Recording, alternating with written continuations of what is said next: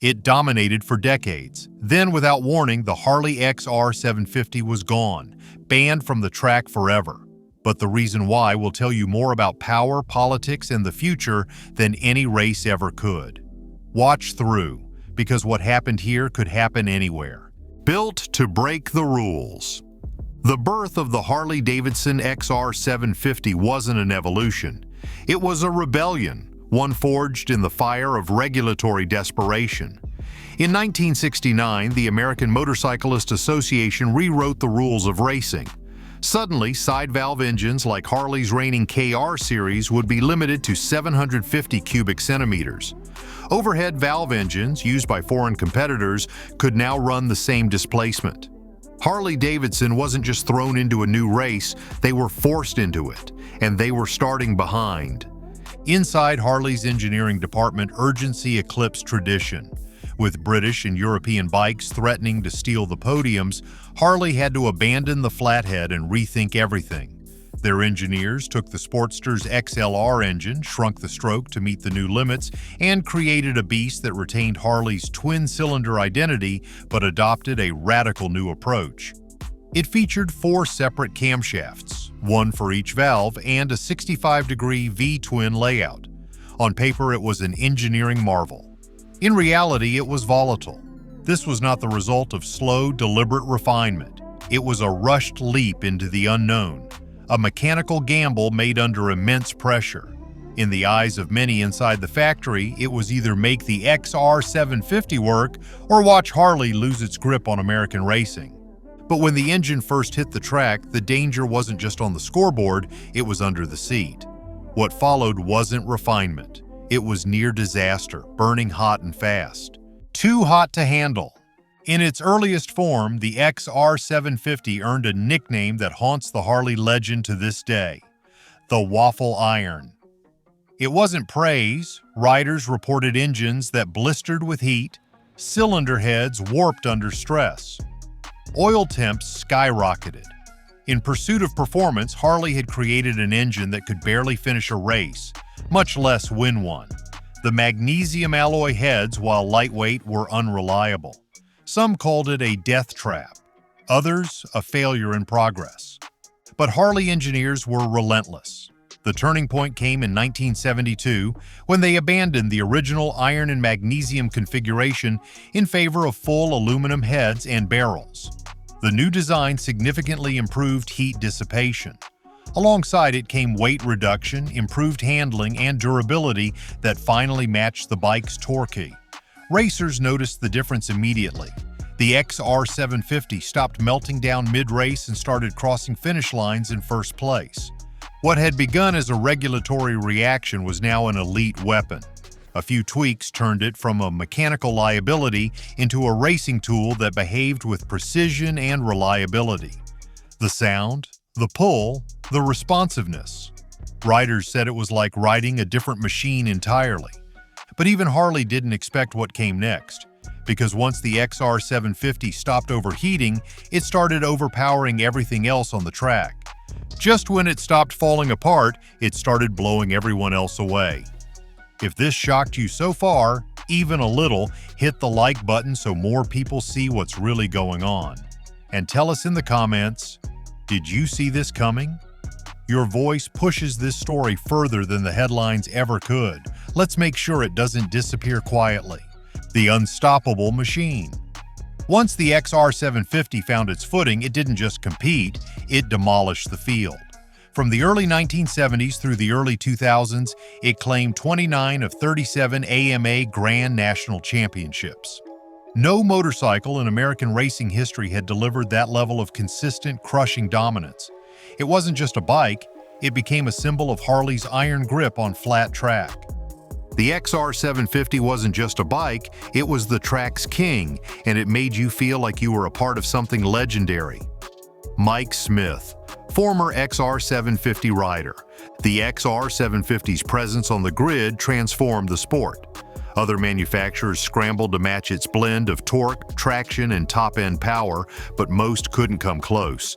Its frame geometry and engine placement allowed incredible lean angles without sacrificing stability. Riders praised its balance and control, saying it could glide through corners while others fought to stay upright. By the time the checkered flag dropped, the XR had usually finished several seconds ahead. Off the track, the legend grew faster. Fans began treating the bike like a hero in its own right. Evel Knievel rode an XR750 in his most iconic stunts, including the infamous Caesar's Palace jump. Dealerships displayed XR models like trophies. Kids wore XR jackets. Mechanics could identify the engine note from 2 blocks away. But behind the glory came resentment. Rivals grew bitter. Fans of underdog teams grew restless. And the regulators, the same ones who forced Harley to build it, began to wonder if they had created a monster. But that kind of domination never lasts. Not when the rulebook starts fighting back. We've linked gloves, jackets, and gear in the description that we've tested, trusted, and ridden hard. No cheap knockoffs, just road-ready protection that won't let you down. Check it out before your next ride. Victory was its downfall. In 2025, Harley-Davidson's XR750 was banned from professional flat-track racing. Not restricted, not phased out, banned. The American Motorcyclist Association cited competitive imbalance and technical obsolescence as justification, but everyone in the paddock knew the truth. The XR hadn't lost its edge, it had simply won too much.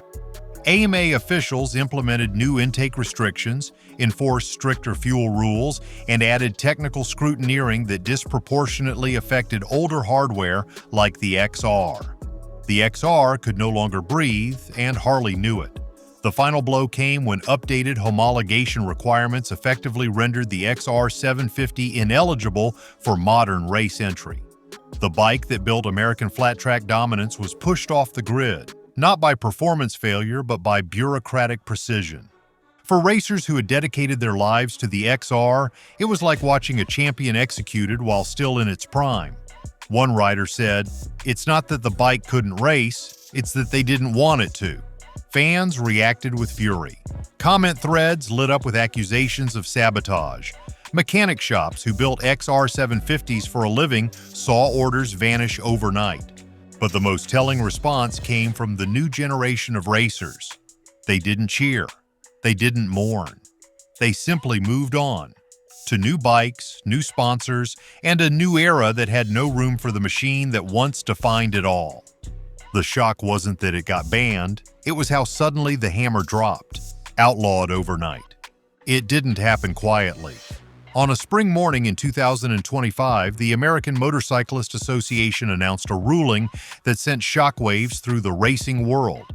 The Harley-Davidson XR750, the most dominant machine in flat-track history, was officially banned from all championship-level competition. No farewell lap, no grandfather clause, no ceremonial tribute, just a blunt statement buried in a rules bulletin, effective immediately. The language was clinical. Ineligible due to technical non-compliance and equipment age. But everyone who had been around the paddock knew it wasn't about age. It was about dominance. It was about control. For years, the XR had remained relevant by sheer force of engineering and tradition, but in a world obsessed with modernization and brand parity, its continued success had become a threat. The rulebook had simply run out of patience. Officials justified the decision with phrases like competitive integrity and forward-facing regulation. When they told us the XR750 was banned, it felt like someone had taken the heart out of racing. That bike wasn't just a machine, it was our soul. Steve Johnson, longtime mechanic and racer. Privately, they cited pressures from sponsors, OEM competitors, and internal discussions about the sport's image. The XR750, they claimed, no longer fit the narrative of future-focused motorsport. So, they cut it loose. Not gradually, not respectfully, but like a liability being erased from the books. And while the rulemakers packed up their press kits, the rest of the sport was left asking the same question. What now? For the people who lived and breathed this machine, it wasn't just a loss. It was a collapse. Dreams in the dust. For the small-time racers, tuners, and weekend warriors who had poured their savings into XR750 builds, the ban felt like betrayal. Many of them weren't factory-backed stars with corporate budgets. They were privateers, independents who had found a lifeline in the reliability and familiarity of the XR. Now, with one rule change, their machines were useless, their parts obsolete, and their investment dead on arrival. We built our entire lives around that bike, and then just like that, it was gone. There's no replacing what the XR750 meant to us. James Jim McCarthy, privateer rider. One racer in Ohio had just finished a full-engine rebuild days before the announcement. Another, a mechanic in Texas, had spent over $10,000 sourcing original XR components for customer builds. They were part of a quiet but dedicated network of riders who had kept the XR alive long after Harley stopped producing it. Their connection wasn't just technical, it was emotional. The XR represented something enduring, and then suddenly it didn't. Race organizers started pulling XR entries from events. Sponsors quietly backed away. Some riders tried to pivot to newer machines, but without the money or manufacturer support, they couldn't keep up. For many, it was the end. A garage full of tools, parts, and trophies now looked like a shrine to a ghost, and the bitterness wasn't just about the loss, it was about the speed of it. There was no phase-out, no time to adapt, just a severed lifeline. And while small teams were scrambling to survive, someone else was already seizing the moment. While loyalists watched their world crumble, one rival was already taking the throne. The crown slips to Indian. The Indian FTR 750 didn't wait in the shadows. It had been ready for this moment. Built with racing in mind and backed by a revitalized brand, Indian Motorcycle stepped onto the flat-track stage like a fighter waiting for the bell. With the XR750 now disqualified, Indian had the clearest path to dominance anyone could imagine, and they took it with precision. The FTR 750 was no knockoff. It was a purpose-built race machine with cutting-edge geometry, advanced fuel mapping, and superior weight distribution. Its debut seasons were already impressive, but once the XR was off the table, Indian's ascent became inevitable. Factory teams lined up. Privateers took notice. AMA promoters shifted their marketing to favor the new face of the sport. In just a few months, the FTR wasn't the alternative, it was the standard. Fans noticed. Social media lit up with side-by-side comparisons. Some traditionalists mourned the end of Harley's reign, but others were captivated by Indian's aggressive performance and clean aesthetics. Young riders, unburdened by decades of brand loyalty, gravitated toward the new powerhouse. When the XR750 was gone, we knew we had to keep fighting. The FTR 750 wasn't just a bike, it was a statement that we weren't going anywhere. Mark Davis, Indian motorcycle rider. Harley had spent decades building a throne. Indian didn't just take the seat, they brought their own crown. Beneath the cheers and checkered flags, something deeper was being rewritten. The fix was in. On the surface, the ban of the XR750 looked like a racing decision, a matter of fairness and technical relevance. But inside the halls of motorsport politics, it was something far more strategic. The rule change wasn't just about the bike, it was about who controls the narrative of American racing, and more importantly, who profits from it. Industry insiders pointed to rising influence from Indian's parent company and their growing presence in sponsorship deals and promotional partnerships. Lobbyists from competing manufacturers had long voiced concerns about the Harley hold on flat-track racing. Their argument, a decades-old engine winning modern races, sent the wrong message to consumers and partners pushing electric power, emission standards, and future-focused design. The XR was a liability to the image of innovation. So the pressure mounted, regulations were rewritten, standards were tightened, and all of it happened under the guise of modernization. No official would ever admit it outright, but behind the closed doors of committees and boardrooms, brand alignment had become as important as performance specs. The XR750 didn't lose its place on the grid because it was slow. It lost because it no longer fit the direction the sport's power brokers wanted to go. In the end, it wasn't beaten by a better machine. It was erased by a better strategy. That invisible war wasn't about racing at all. It was about who got to write the future. The soul of racing redrawn. The moment the XR750 was banned, something deeper cracked beneath the surface. It wasn't just about a motorcycle or even about Harley-Davidson, it was about what the sport had become. For longtime fans, the XR wasn't just a machine, it was a symbol. It represented grit, legacy, and a connection to a time when racing wasn't engineered from a boardroom. The ban didn't just end a chapter, it signaled that the book itself had changed genres. Motorsport has always reflected the culture around it. In the 1970s, flat-track racing was scrappy, noisy, rebellious. The XR thrived in that atmosphere because it was raw and uncompromising. But in 2025, the language of the sport had shifted. Words like parity, sustainability, and modern relevance had replaced talk of torque and heritage. In that context, the XR750 became a relic, one that didn't align with the new image racing wanted to project. Historians and racing purists weren't surprised. They had seen this before in Formula One, in MotoGP, in NASCAR. Regulation often arrives cloaked in the language of fairness, but its true mission is to redefine the narrative. And when that happens, legacy is the first casualty. Still, even among those who accepted the change, one truth remained clear. The sport's soul had been redrawn, and not everyone recognized the shape it had taken. Look past the nostalgia, and the real architects of this change come into view. Racing's shadow government. The XR750 didn't get banned by accident.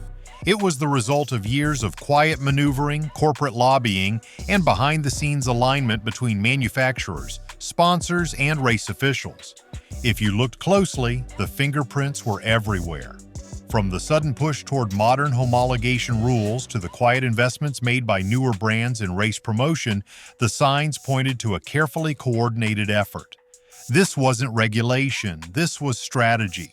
In the world of motorsport, politics doesn't wear a suit, it wears a team jacket. Manufacturer reps attend every committee meeting.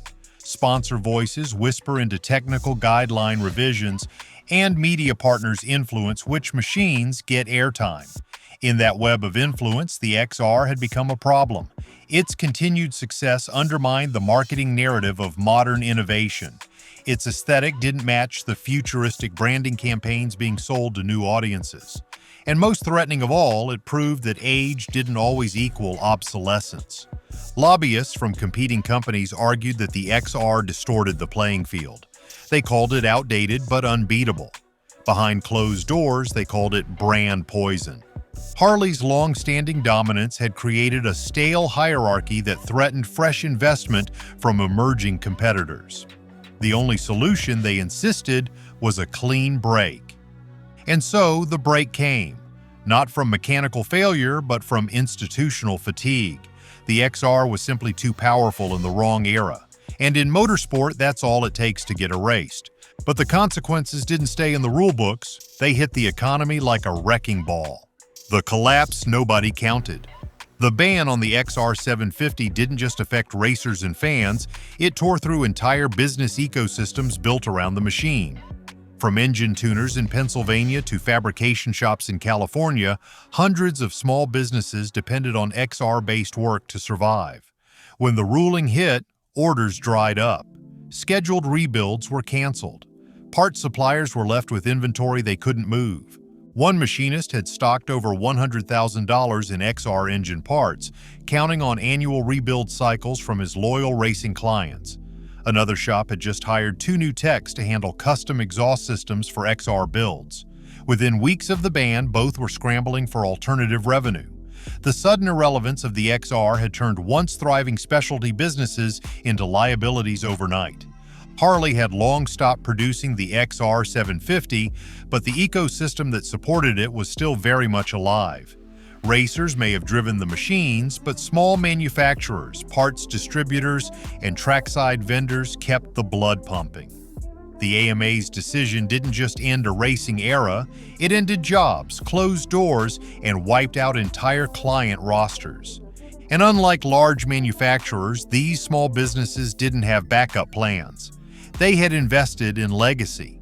Now that legacy was legally obsolete. And for everyday buyers? The fallout was personal and it hit fast. Betrayed in the garage. When the XR750 was banned, it wasn't just racers and shop owners who suffered, it was everyday riders, collectors, and Harley loyalists. For years, enthusiasts had bought into the mythos of the XR. Some invested in collector-grade machines. Others built weekend riders from parts sourced across the country. They believed in the engine's enduring value, and in one rule change, that belief became a liability. Resale values collapsed. Insurance rates spiked due to lack of track eligibility. Aftermarket parts suddenly lost their worth. One collector in Florida who had spent nearly $60,000 restoring a showroom-quality XR750 watched its value drop by half within 2 months. Forums and social media groups flooded with stories of deals falling through, buyers backing out, and sellers desperate to unload bikes no one wanted anymore. It wasn't just the money, it was the sense of betrayal. These weren't casual purchases. They were emotional investments in a machine that symbolized something bigger. The XR represented rebellion, legacy, and mechanical purity. Now it represented obsolescence. And the owners, once proud to show off their bikes at meets and events, were suddenly made to feel like they'd backed the wrong legend. Zoom out even further and it becomes clear. This was never just about a motorcycle. The legend was a warning. The ban of the XR750 didn't happen in a vacuum. It was part of a larger pattern, one that reflects how traditional industries are being outpaced by agile, globalized competitors. In the past, legacy systems like Harley-Davidson's racing platform were protected by cultural loyalty, established infrastructure, and sheer brand weight. But in today's economy, those factors have started to lose value. Speed, adaptability, and modular design now win over sentiment and history. The XR750 was proof that history still had a place in racing. But the world doesn't wait for anyone. If you don't adapt, you're gone. Danny Roberts, former flat track champion. Economists watching the motorsport industry pointed to the XR ban as a classic case of market disruption meeting regulatory acceleration. A legacy product, still functional and competitive, was squeezed out not because it failed to perform, but because it failed to evolve at the right speed. In contrast, newer competitors like Indian and international manufacturers had built systems designed for modern compliance and rapid iteration. They didn't just make motorcycles, they designed around the rule books. Across other industries, the pattern is eerily similar. Coal plants giving way to solar arrays. Taxi empires dismantled by ride-sharing apps. Paper newspapers fading in the glow of digital feeds. The XR's downfall isn't just a story about racing. It's a preview of how old giants lose to nimble challengers. And while Harley tried to preserve its legacy, Indian had already written the next chapter, and they weren't the only ones. Behind Harley's silence, other players were revving up their takeover plans. The rise of the quiet rival. While Harley-Davidson grappled with regulatory pressure and an aging platform, Indian Motorcycle was quietly building an empire. They weren't just winning races, they were winning markets. After the XR750 was banned, Indian expanded its dealer networks, rolled out updated racing models, and doubled down on branding that merged heritage with innovation. While Harley stood frozen at a crossroads, Indian pushed forward with clarity and momentum. Other global players noticed the vacuum left by Harley's stumble. European and Asian brands, once sidelined in American flat-track culture, began pushing forward with their own racing prototypes and production models. Brands that had traditionally focused on road bikes began exploring the performance niche that Harley had vacated. They didn't need to be American icons, they only needed to meet the moment faster than Harley could. It wasn't just about machines. Indian's success came from strategic planning, lean manufacturing, fast regulatory adaptation, and savvy storytelling. Their bikes were designed not only for performance, but also for perception. They looked modern, they felt aggressive, and they aligned perfectly with the sport's new direction. What was once a Harley-Davidson stronghold had become a proving ground for smarter competitors. And while Indian led the charge, they weren't acting alone. A global shift in manufacturing intelligence had begun, and the XR750's removal was the green light everyone had been waiting for. As industry shifted, policy sharpened its edge, and legacy didn't stand a chance. When governments pick winners. When the American Motorcyclist Association pulled the plug on the XR750, it wasn't acting in isolation. The decision mirrored broader policy changes happening across state and federal governments. The ban fit neatly into a growing pattern, one where regulatory bodies align themselves with forward-facing technologies, sustainability goals, and evolving trade priorities. In recent years, the focus on emission standards, noise control, and environmental safety has expanded rapidly. While these policies are often framed as public good initiatives, they also carry strategic implications. Banning or phasing out older technology opens doors for politically favored industries. In this case, eliminating the XR cleared the path for companies developing newer, cleaner, or more compliant platforms. Policy architects understood this. The language in their communications emphasized fairness and modernization, but behind the scenes, it was about industry alignment. Lawmakers saw an opportunity to refresh the public image of motorsports, favor greener practices, and stimulate economic growth in areas like electric powertrains and smart manufacturing. The XR750 didn't just fail the tests, it failed to fit the mission. International trade also played a role. Opening the racing scene to foreign-made machines meant broader market access and new investment opportunities. The move away from Harley's platform was more than just domestic. It was global, calculated, and deliberate. And while the policymakers restructured the sport from above, those watching from below began to ask a more personal question. What does this mean for us? That shift is already echoing beyond the racetrack, straight into your garage. If you've watched this far, it means you know what's at stake. So hit subscribe, because the XR750 is just the beginning. What's happening here is happening everywhere. We're tracking it, exposing it, and breaking it down before the next icon falls. You'll want to know what's coming next, before it hits. This could happen to you. This was never just a racing story. It was never just about Harley-Davidson, or about one engine being retired. The fall of the XR750 is a warning shot across industries, communities, and consumers. It shows how quickly something beloved, trusted, and time-tested can be stripped of value, not because it failed to work, but because it no longer fit the system. For viewers who ride bikes, invest in legacy brands, or work in sectors that rely on tradition, this moment hits hard. It's a reminder that regulation, perception, and technology can pivot faster than most institutions can react. You can pour time, money, and loyalty into something that vanishes with a committee vote. Collectors who thought they had locked in value watched their investment evaporate. Workers whose livelihoods depended on XR-based service streams saw their clients disappear. And younger riders who had been raised on the mythology of Harley's dominance suddenly inherited a different narrative, one where loyalty didn't guarantee longevity. This story matters because it reveals the new rules of survival. Nostalgia is no longer enough. Legacy must now compete with adaptability. And whether you build bikes, run a family business, or simply believe in the brands you grew up with, what happened to the XR750 could happen to anything. And in this new economy, only those who can evolve fast enough will be left standing when the checkered flag drops. The XR750 isn't just history, it's a warning. If you care about what's being erased next, don't just scroll away. Subscribe, comment, and share this now. Because the next legend to fall, it could be the one you own